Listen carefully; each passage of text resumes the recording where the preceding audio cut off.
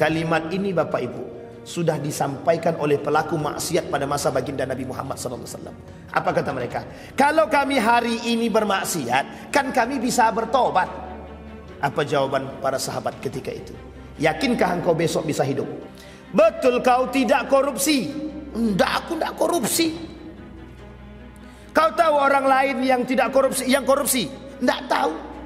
Padahal kawan, sama-sama korupsi. Jadi dia selamat karena dusta dia berdusta atas orang lain, selamat juga orang lain. Berapa banyak kemungkaran yang dia tutupi? Bukan tidak banyak Pak, sangat banyak sekali dusta. 70 tahun umurnya, di akhir umurnya, mohon maaf dia kufur kepada Allah. Semua perbuatan atau amal ibadahnya selama 60 tahun sia-sia. Sayang apa tak sayang? Habitat a'maluhum, habis kata. Assalamualaikum warahmatullahi wabarakatuh. Bapak ibu abang kakak adik jamaah dimanapun berada. Man bana masjidan, siapa yang bangun masjid, manallah mislahu baitan fil jannah. Ma la yudraku kulluh la yutraku kulluh. Kalau belum bisa bangun satu masjid utuh, 1, 2, 3 sak semen batu bata batu kerikil, insya Allah mengalir sampai hari kiamat. Bingung kemana kami mau salurkan? Jangan lagi bingung, salurkan ke Masjid Peradaban. Di nomor rekening Bank Syariah Indonesia BSI, nomornya mudah 33300009097 atas nama FSRMM. Konfirmasinya ke nomor berikut 0813 7733 9947. Berkah selalu. Wassalamualaikum warahmatullahi wabarakatuh.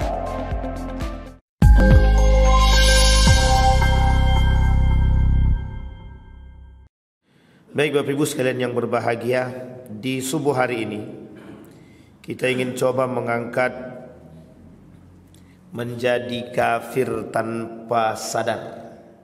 Jadi tanpa kesadaran kita bisa menjadi atau orang yang terjerumus dalam kekafiran atau kekufuran. Bapak Ibu sekalian yang berbahagia, ketika Hujjatul Islam yang oleh sebagian kalangan tidak mau menganggap dia Syekhul Islam atau Hujjatul Islam, tapi sebagian lagi mengatakan bahwa beliau adalah Hujjatul Islam, Syekh Ibn Taymiyah sedang berbicara dengan satu kelompok penganut batiniyah, sebuah gerakan sufi yang gerakan sufi ini dianggap sesat, namanya gerakan batiniyah.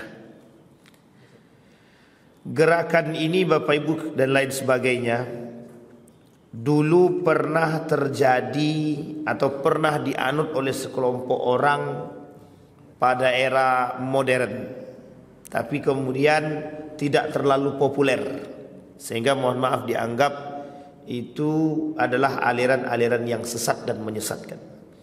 Kata Ibn Taymiyah, apa yang ada padamu sebenarnya, kata Ibn Taymiyah, bila kami datang kepada kalian, yakni ahlus sunnah wal jamaah.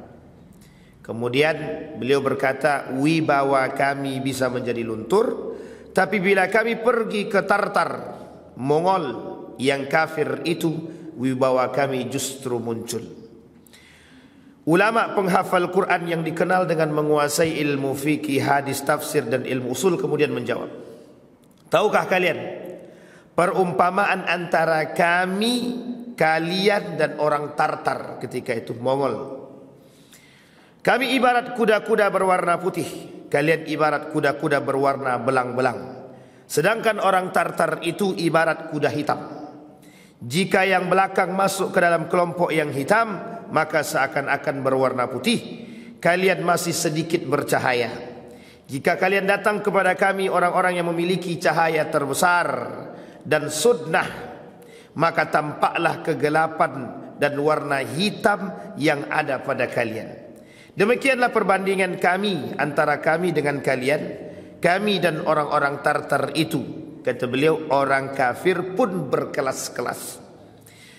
Dalam kitab La Tahzan, Dr. Aid Al-Qarni, halaman 23, tahun 2003. Ibnu Taymiyah menggambarkan kepada kita Bapak Ibu sekalian yang berbahagia, betapa perbuatan umat muslim hari ini itu condong kepada perbuatan yang mohon maaf, banyak yang melakukan perbuatan-perbuatan syubhat. Yang perbuatan-perbuatan syubhat itu justru mengantarkan kepada pembatalan iman, yang justru bisa menyebabkan kita kufur kepada Allah. Maka kata Imam Ibnu Taimiyah, setidaknya keimanan seseorang itu harus terjaga. Kalau kita berkaca daripada nawaqidul iman, pembatal-pembatal keimanan, setidaknya ada 6 poin yang bisa membatalkan keimanan seseorang. Yang pertama, yang zahir, pembatalan keimanan seseorang itu adalah syirik. Itu jelas. Itu nawaqidul iman, pembatalan keimanan. Ketika seseorang melakukan perbuatan syirik, Allah sebutkan dalam Al-Quran, sesungguhnya Allah tidak akan mengampuni dosa para pelaku-pelaku kesyirikan. La yaghfiru an yushraka bih wa yaghfiru ma duna dzalika liman yasha. Tidak ada perbuatan yang akan mendapatkan ampunan daripada Allah kecuali perbuatan syirik. Perbuatan syirik, perbuatan yang tidak mendapatkan ampunan. Illa man taba, kecuali dia bertobat kepada Allah. Misal sebelum dia meninggal dia bertobat kepada Allah, maka Allah terima taubatnya. Ketika Allah menerima taubatnya, maka terlepas daripada penyakit kufur. Artinya dia tidak mati dalam keadaan syirik atau musyrik, dia tak mati dalam keadaan kufur atau kafir. Artinya beliau masih berada pada posisi yang terbaik. Maka kalimat taubat tadi, perintah taubat tadi, itu menjadi salah satu alat penyelamat umat muslim di akhir. Maka Nabi berkata masalah taubat ini, itu tidak bisa. Taubat itu harus sering-sering. Illal ladzina tabu wa amana wa amila amalan salihah ulaika yubaddilullahu sayyi'atihim hasanat wa kana Allahu ghafurar rahima. Kata Allah dalam Al-Quran itu, permasalahan taubat itu merubah perbuatan yang tidak baik menjadi perbuatan baik dan ganjaran-ganjaran terbaik. Ulaika yubaddilullah sayyi'atihim hasanah. Yang Allah ganti keburukan-keburukan mereka dengan kebaikan. Kemudian ayat selanjutnya Allah kata dalam surah Al-Furqan tersebut, wa man taba wa amila salihah faulaika yatubu ila Allahi matabah. Kata Allah, ketika mereka bertobat kepadaku, kata Allah, dan melakukan perbuatan saleh. Ini banyak yang bertobat tapi kembali kepada permaksiatan. Namanya tobat. Tobat kemudian dia maksiat. Tapi dalam Al-Quran itu disampaikan ada orang yang bertobat maksiat, bertobat maksiat, bertobat maksiat. Kata Imam Al-Ghazali, lebih baik daripada tidak bertobat sama sekali. Tapi kalau dia bermain-main dalam taubatnya, dia sedang melecehkan Allah. Dia sedang melecehkan Allah. Ada orang yang bertaubat kepada Allah husnul taubah. Kalau bahasa lainnya taubatan nasuha. Ada orang-orang yang datang kepada Allah bertaubat dengan sebaik-baik taubat itu ada. Dalam taubatnya diiringi dengan amal soleh, tidak kembali kepada perbuatan yang salah. Singkat cerita, ketika dia melakukan perbuatan yang soleh dan tidak kembali kepada perbuatan yang salah, ini dia namanya husnul taubah. Tapi kalau terjerumus kembali dalam perbuatan yang salah, mungkin atau tak mungkin? Sangat mungkin sekali. Ketika dia kembali kepada kemaksiatan, bertaubat dia kembali kepada Allah. Inilah yang kemudian dikatakan oleh Allah di dalam Al-Quran, orang yang bertaubat kemudian bermaksiat, orang yang bertaubat kemudian maksiat, orang yang bertaubat kemudian maksiat. Kata Imam Al-Ghazali, lebih baik daripada tidak bertaubat sama sekali. Kembali kepada poin tadi Bapak Ibu, orang yang terjerumus dalam perbuatan kesyirikan tadi, di akhir hayatnya kalau dia tidak bertaubat kepada Allah, maka dia kekal di neraka. Neraka yang sudah dijanjikan buat mereka adalah neraka jahanam karena dia kufur kepada Allah. Bapak Ibu sekalian yang berbahagia, poin pertama dalam nawaqidul iman. Yang pertama dalam yang membatalkan keimanan. Sekarang Bapak Ibu sekalian yang berbahagia, bagaimana kita melihat ada poin-poin yang bisa membatalkan keimanan seseorang, tapi dalam bahasa ulama disebut dengan kafir dalam kondisi tak sadar.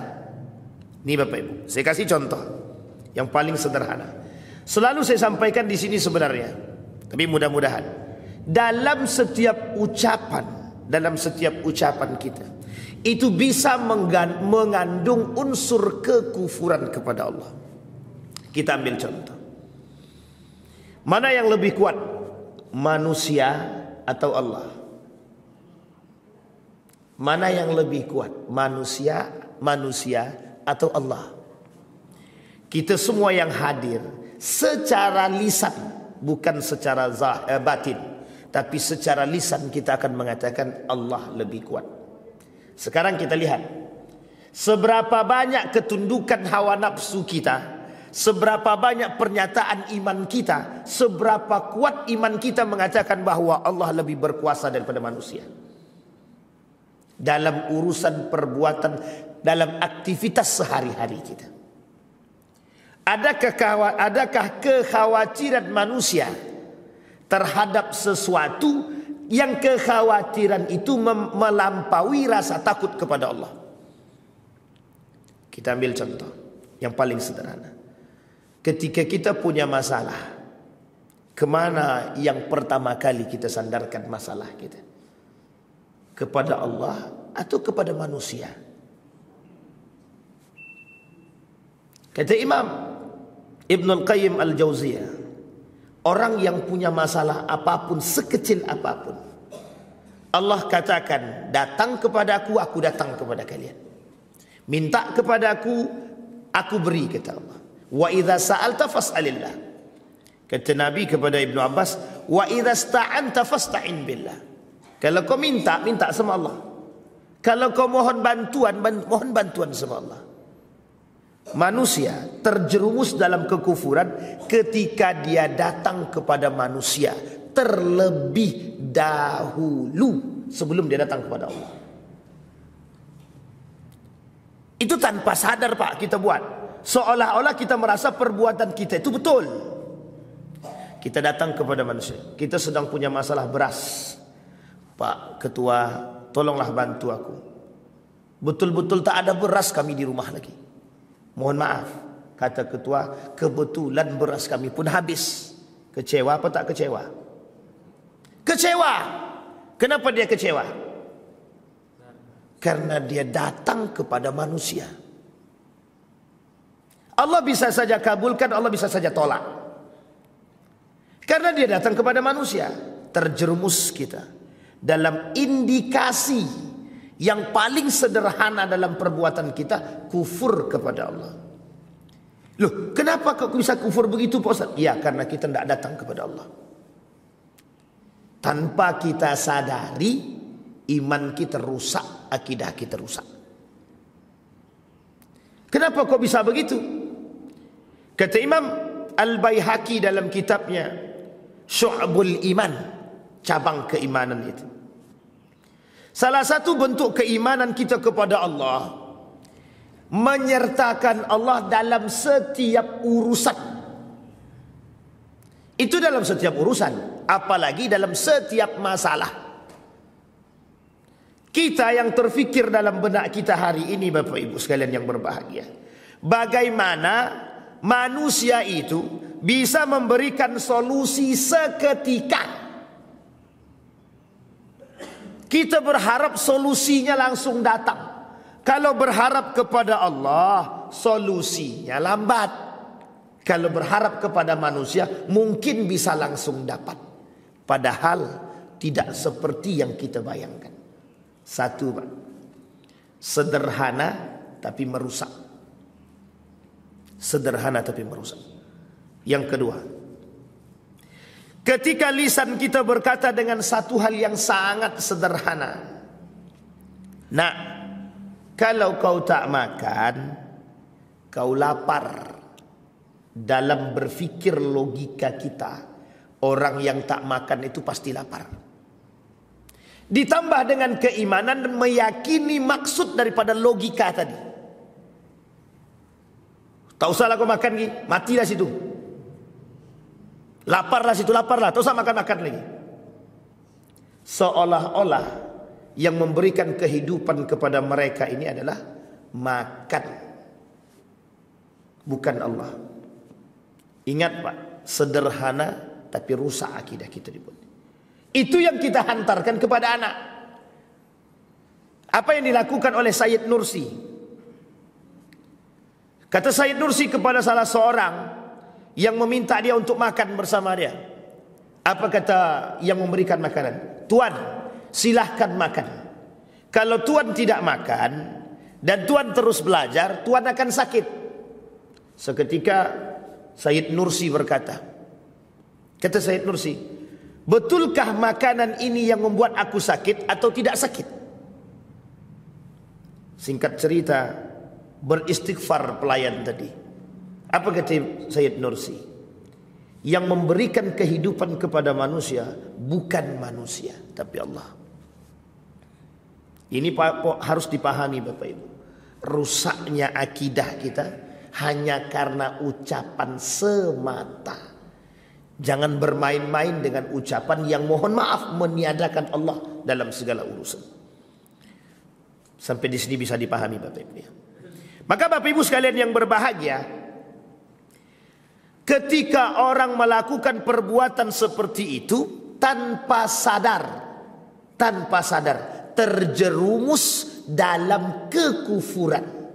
Kita lihat Bapak Ibu yang dilakukan oleh Nabi Yusuf di dalam penjara. Ini zahir, sangat zahir. Ketika Nabi Yusuf di dalam penjara bertemu dengan dua orang yang dinyatakan akan bebas oleh raja. Apa kata Nabi Yusuf kepada dua orang tadi? Sampaikan kepada raja bahwa aku tidak bersalah. Bantu aku untuk keluar dari penjara ini. Sampaikan kepada raja bahwa aku tidak bersalah. Sampai di sini bisa dipahami maksudnya Bapak Ibu. Betapa harapan itu disandarkan kepada manusia yang dua orang ini tadi mampu menyampaikan persoalan itu kepada raja, sehingga raja berpikir untuk membebaskan dia. Ketika Nabi Yusuf difitnah dalam urusan, mohon maaf, urusan daripada Zulaikha. Singkat cerita Bapak Ibu, apa yang difikirkan oleh Nabi Yusuf ketika itu? Bertaubat kepada Allah, bersujud kepada Allah 40 hari lamanya. Apa tujuannya? Betapa salah langkahnya Nabi Yusuf menganggap atau menyandarkan urusannya kepada manusia. Kita hari ini tidak seperti itu. Kita hari ini lebih mendahulukan urusan logika yang bisa memberikan solusi secepatnya kepada kita. Maka mohon maaf, kita ambil contoh. Ketika anak mereka masuk penjara, langsung mereka datang kepada, mohon maaf, cari orang terkuat yang punya pegangan, yang punya jabatan dan kekuasaan. Tolonglah anakku di penjara sekarang, gimana caranya? Tanpa kita berpikir bahwa yang salah itu siapa, dan tanpa kita berpikir harus introspeksi diri seperti apa, tanpa kita berpikir apa yang telah kita lakukan selama ini kepada mereka. Tapi kita langsung datang kepada manusia, seolah-olah manusia mampu memberikan solusi. Dilalah itu kebetulan manusia tadi mampu memberikan. Kata manusia tadi, baik aku bantu. Besoknya keluar anak dia dari penjara. Apa yang terbesit dalam benak kita? Kita akan berkata, kalau bukan karena bantuan si anu itu, anakku tidak akan keluar dari penjara. Terjerumuslah kita dalam akidah yang rusak. Itu yang dimaksud dengan penduaan Tuhan. Tapi kita tak sadar Pak. Kita menganggap perbuatan itu betul saja. Kita anggap perbuatan itu sederhana saja. Kenapa satu cerita seorang yang soleh, sangat soleh, hidup di zaman modern, mengendarai mobil. Mobil ini berjalan dengan lajunya sampai di tempat. Ketika bannya bocor, kemudian supirnya ini berkata kepada orang soleh tadi, kita bawa ke bengkel. Setelah dibawa ke bengkel, dibenarkan itu bannya. Setelah dibenarkan bannya, tak sengaja tuh orang bengkel tadi melihat mobil ini tidak ada bensin sama sekali. Tapi kok bisa jalan? Bingung orang bengkel ini, tapi tak berani bertanya karena tahu yang duduk di situ adalah orang soleh, orang baik. Dia tak berani tanya. Ini bukan kekuatan manusia. Ini kalau kita ukur dengan akal tak mampu. Kita lihat betapa perjalanan Isra wal Mi'raj itu banyak yang mengingkari, banyak yang mohon maaf menolak. Siapa yang menolak? Semuanya menolak kecuali satu, Abu Bakr Siddiq, yang tidak menolak sama sekali kebenaran daripada Isra dan Mi'raj. Bayangkan cerita yang gaib oleh manusia hari ini, kalau tidak bisa diterima oleh akal, tidak kami terima. Sama Allah, kita ni berdoa kepada Allah. Ya, berdoa tetap berdoa, usaha tetap usaha. Pertanyaannya, dalam kalimat usaha tetap usaha, doa tetap doa, yang mana yang paling kita kuatkan, doa atau usaha? Kita akan lebih menguatkan usaha daripada doa. Mohon maaf, doa sebagai tameng. Doa hanya sebagai tameng untuk mendapatkan bantuan daripada manusia. Inilah yang kemudian terjerumus dalam perbuatan yang salah.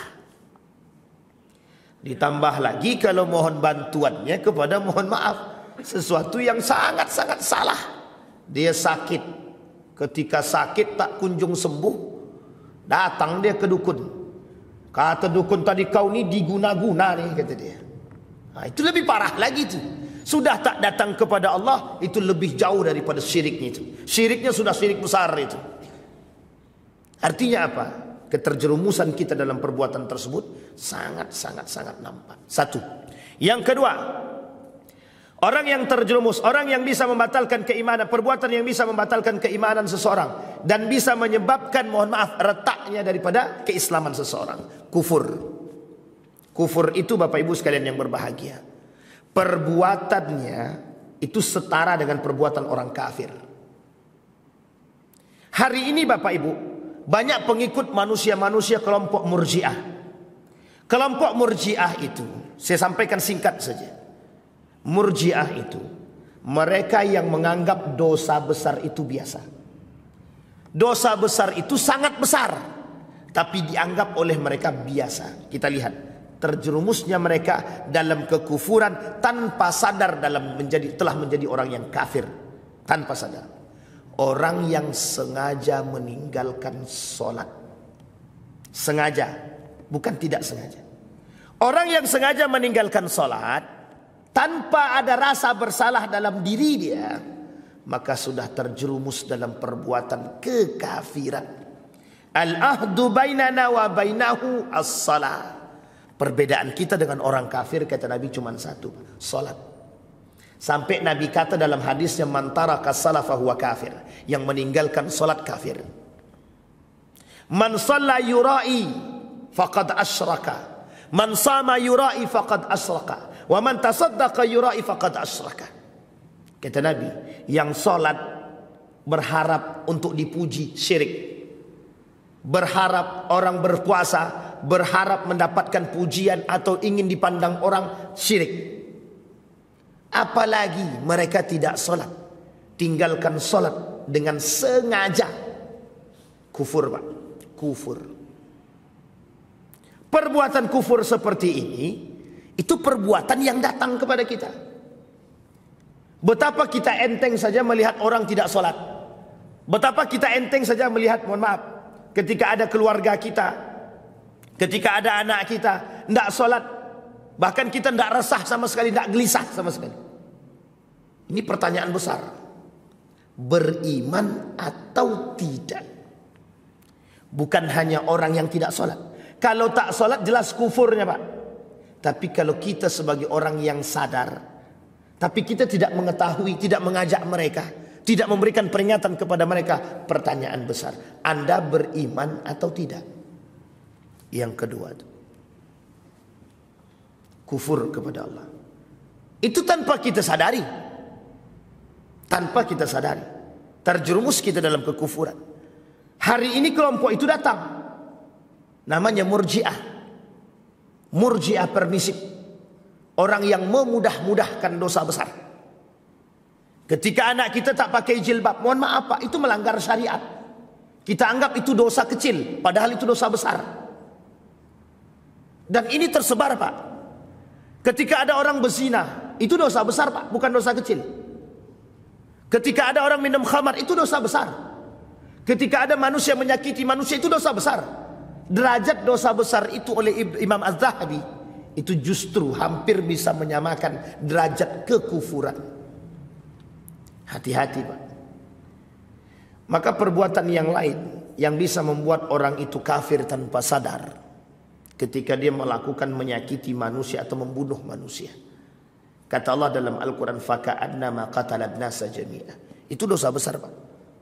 Tapi dianggap hal yang biasa hari ini. Kita boleh lihat betapa harga nyawa manusia hari ini tidak berarti. Mudah saja orang bunuh itu. Mudah saja dia bunuh. Dalam keadaan terjepit sekalipun, dalam keadaan terang-terangan sekalipun. Bahkan mereka bisa mohon maaf, seolah-olah merasa menjadi Tuhan, bisa melayangkan nyawa orang sesuka hati mereka. Ketika begal, ketika mohon maaf, geng motor yang sedang berjalan, tiba-tiba menebas anak orang, mati di tengah jalan. Betapa mudahnya nyawa manusia hari ini. Uniknya, ada uniknya. Dianggap menjadi hal yang biasa, dituntun oleh undang-undang. Hati-hati Pak. Kalau kita tak kuat dalam kondisi seperti ini, kita yang terjerumus dalam perbuatan yang salah. Dosa besar bukan untuk diamini, tapi dilawan. Dosa besar itu bukan untuk diamini, tapi harus kita lawan.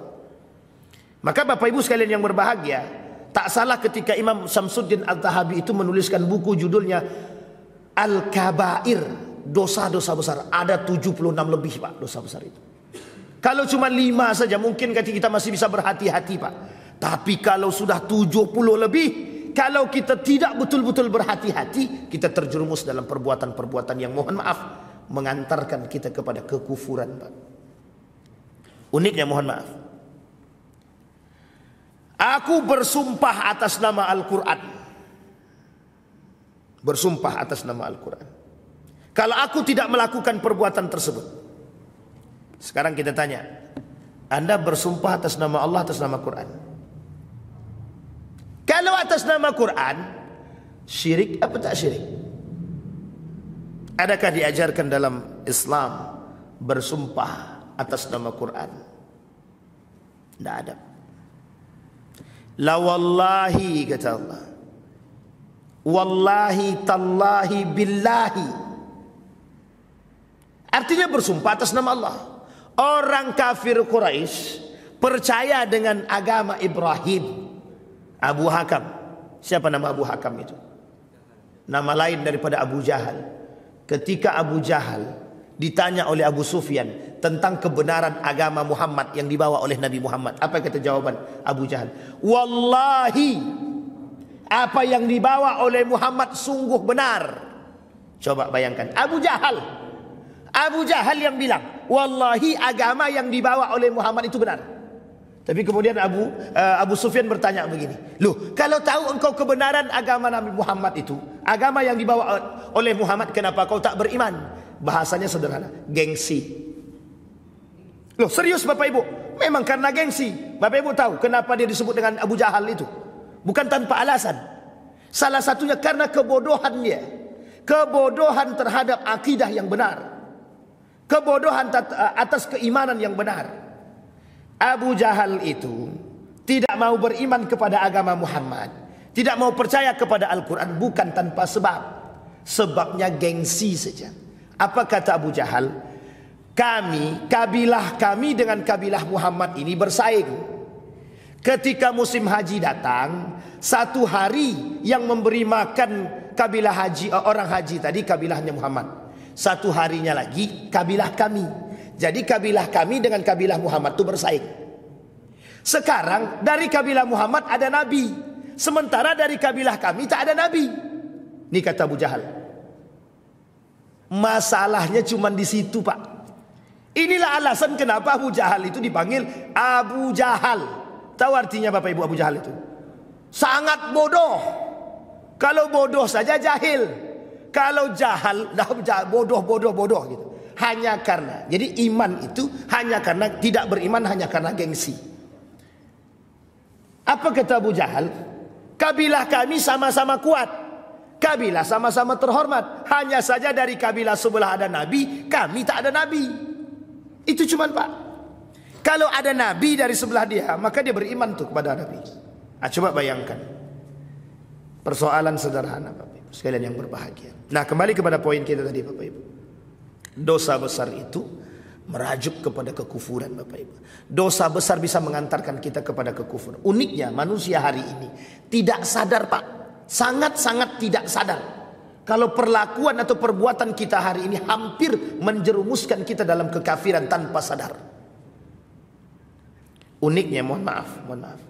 Begitu mudahnya orang hari ini menganggap dosa besar itu biasa. Kenapa? Karena tak disampaikan. Ketika kita berbicara tentang riba misalkan, itu biasa-biasa saja tuh. Tidak ada yang sakit hati, tidak ada yang kemudian tercelah itu. Tidak ada yang kemudian kecewa, ya Allah, kenapa kok aku terjerumus dalam riba? Tidak ada tuh, biasa-biasa saja. Hanya segelintir orang yang bermain dengan riba, kemudian dia sadar, ya Allah, aku sudah terjerumus dalam riba. Cuman segelintir orang yang sadar. Karena apa? Karena mereka menganggap sederhana. Kalau kami berdosa kan tinggal taubat. Betul tak? Kalimat ini Bapak Ibu sudah disampaikan oleh pelaku maksiat pada masa baginda Nabi Muhammad SAW. Apa kata mereka? Kalau kami hari ini bermaksiat, kan kami bisa bertobat. Apa jawaban para sahabat ketika itu? Yakinkah engkau besok bisa hidup? Yakinkah sebentar lagi engkau masih hidup? Coba bayangkan Bapak Ibu. Baik, itu yang kedua. Yang ketiga Bapak Ibu, yang membuat atau bisa membatalkan dia ada 6. Yang bisa membatalkan keimanan seseorang tadi. Yang ketiga nifak, munafik. Munafik ini Bapak Ibu, sangat banyak manusia munafik hari ini.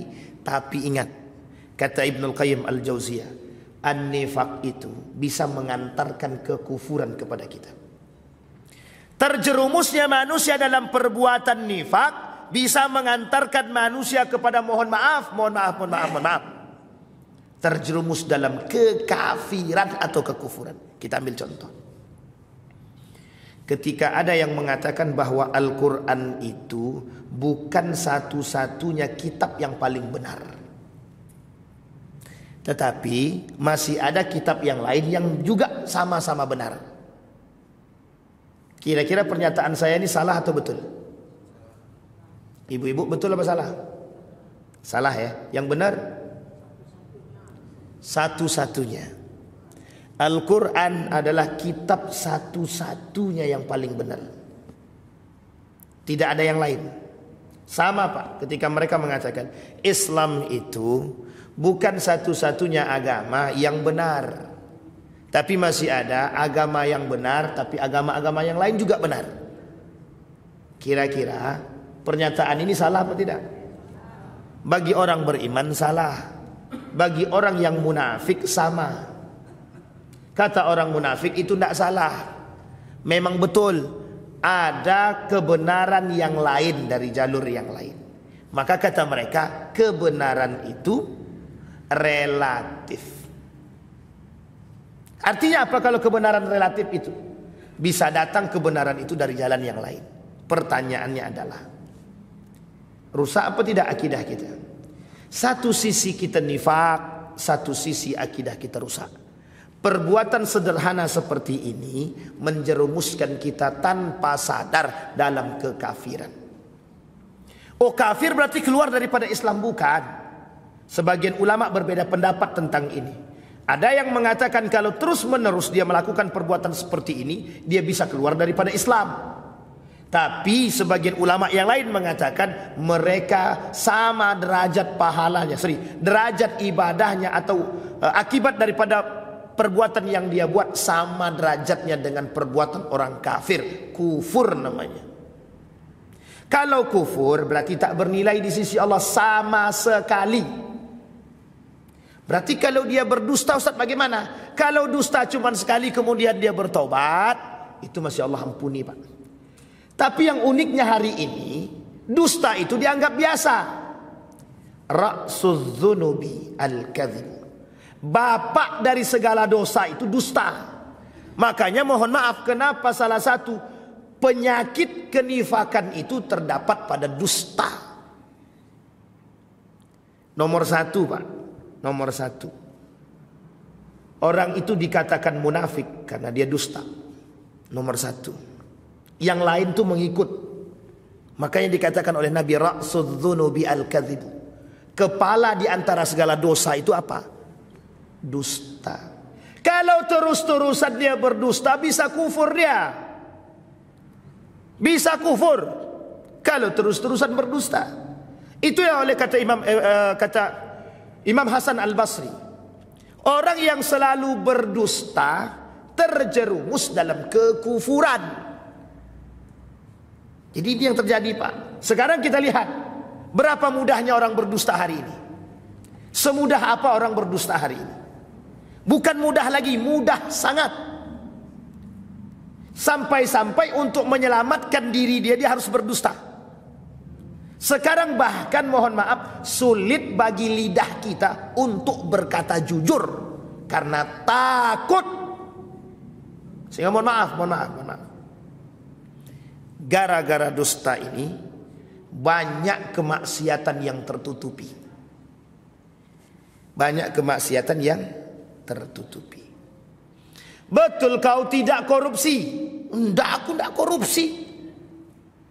Kau tahu orang lain yang tidak korupsi, yang korupsi? Enggak tahu. Padahal kawan, sama-sama korupsi. Jadi dia selamat karena dusta dia berdusta atas orang lain, selamat juga orang lain. Berapa banyak kemungkaran yang dia tutupi. Bukan tidak banyak, Pak, sangat banyak sekali dusta. Makanya mohon maaf, kalau kita membahas tentang kemunafikan ini, Bapak Ibu, kata Dr. Aid Al-Qarni itu 30, Pak. Karakter orang munafik itu 30. Sedikit apa banyak? Itu baru 30. Kata Syekh Abdullah 50 karakter orang munafik itu. Yang diantara karakter munafik itu semuanya ke-50 itu, ke-30 itu kata Dr. Al-Qarni bisa menyebabkan manusia kufur. Kira-kira banyak apa sedikit? Pembatalan iman saja 6 sudah goyang kita dibuatnya. Pembatalan keislaman ada 10. Nawaqidul Islam ada 10. Nawaqidul iman ada 6. Lah ditambah dengan nifak 30. Berarti hidup kita ini penuh dengan apa? Artinya apa? Orang yang berakidah, beriman, itu memang hidupnya penuh dengan kehati-hatian. Kata Imam Hasan Al-Basri, kalau dia tidak hati-hati dalam melangkah, habis terbakar. Ibarat berjalan di atas kaca, pelan-pelan, saking takutnya kaca tadi menembus kaki. Sama, Pak. Kata Imam Abu Ghuddah, ibarat berjalan di atas paku, berjalannya pelan, sangat pelan. Hati-hatinya lebih tinggi. Maka Bapak Ibu sekalian yang berbahagia, kalau berbicara persoalan keimanan dan akidah kita ini, Bapak Ibu, orang yang berakidah itu berjalannya mesti pelan-pelan. Kenapa? Takut terjerumus dalam perbuatan yang salah. An-nifaq, asyirku, ar-ridda, al-kufru, dan lain sebagainya. Sehingga mohon maaf, takut terjerumus dalam apa yang dijanjikan oleh Allah bagi mereka yang terjerumus dalam perbuatan yang tersebut. Allah tidak mau terima satu amal ibadah apapun dari mereka kalau mereka terjerumus dalam kekufuran. Tidak Allah terima sama sekali perbuatan mereka. 70 tahun umurnya, di akhir umurnya, mohon maaf, dia kufur kepada Allah. Semua perbuatan atau amal ibadahnya selama 60 tahun sia-sia. Sayang apa tak sayang? Habitat a'maluhum, habis, kata Allah.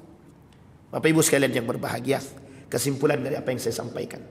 Dia ada 6 poin, lain waktu kalau kita diizinkan oleh Allah ketemu kita sampaikan. Kata kesimpulannya Bapak Ibu sekalian yang berbahagia.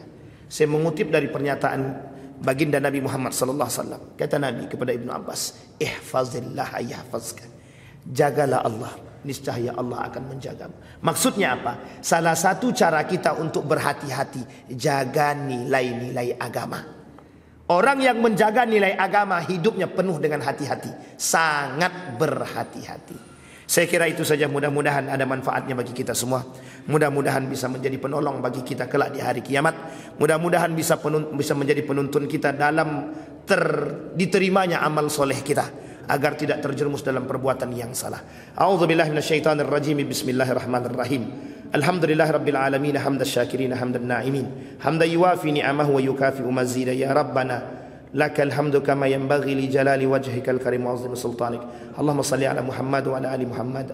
Allahumma faqihna fid din wa 'allimna at-ta'wil. Allahumma ighfir lana dhunubana wa kaffir 'anna sayyi'atina wa tawaffana ma'al abrar. Ya aziz ya ghaffar ya rabbal alamin. Allahumma khtimna bi husnil khatimah. Allahumma tsabbit qulubana bil iman. Allahumma tsabbit qulubana bil iman ya rabbal alamin. Rabbana hab lana minas salihin. Rabbana hab lana min azwajina wa dhurriyyatina qurrata a'yun waj'alna lil muttaqina imama. Rabbana آتنا في الدنيا حسنة وفي الآخرة حسنة وقنا عذاب النار والحمد لله رب العالمين.